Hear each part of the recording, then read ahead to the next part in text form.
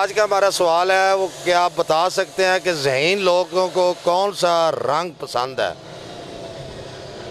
भाईजान एक मिनट तुसी ज़हीन बड़े, एक मिनट सवाल दसी जो है कोई नहीं आंदा। ਜਦੋਂ ज़हीन लोग ने तेरे जे अच्छा उन्होंने केड़ा रंग पसंद है? उन्होंने काला काला जी हाँ। वो कर्मा वाला है। जी हाँ कर्मा वाला है मत और कोई तुक्का ला। जेह्ड़े काले रंग दे बंदे होंदे ना वो बड़े नाम प्यारा लगदा। अच्छा चलो ठीक है जुड़ जाओ।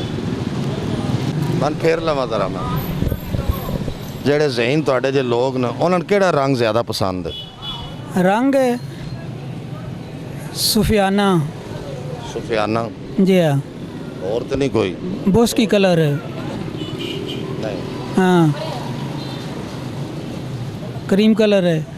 नहीं और तुक्के ला चलो ठीक है नहीं पता तो हाल नहीं पता। हालां जिन्ना भी पढ़िया एक सवाल दसी जा अड़िया पिया बस अज कढ़ने वाली गल दस भी जेड़े ज़हीन तेरे जे लोग ने उन्होंने कलर केड़ा पसंद है? ब्लू। ठीक जाओ। रंग केड़ा पसंद है?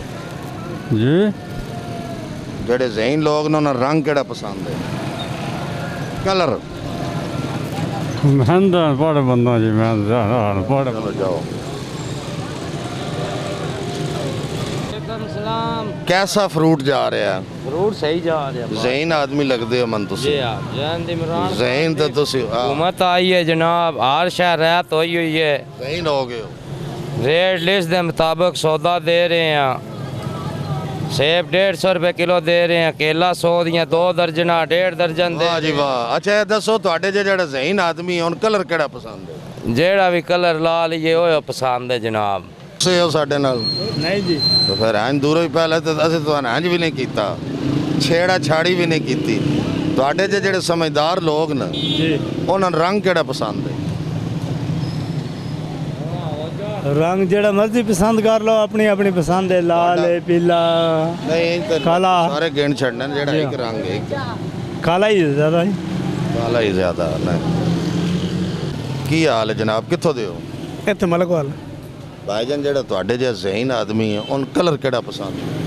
वाइट है। हाँ जी साडा अज दा सवाल सी कि जेड़ा ज़हीन आदमी उन कलर केड़ा पसंद होंदा ज़्यादा? वो वाइट कलर ही होंदा सफ़ेद। ਇਹਦੇ ਨਾਲ ਹੀ नसीम अकमल खान प्रोग्राम आमना सामने ਤੁਹਾਡੇ ਕੋਲ इजाज़त चाहता। हमेशा खुश रहो दूसरे ਨੂੰ खुश रखो। कैमरामैन बाबर शहजाद ਦੇ ਨਾਲ ਮਨ ਵੀ इजाज़त ਦਿਓ। अल्लाह हाफिज़।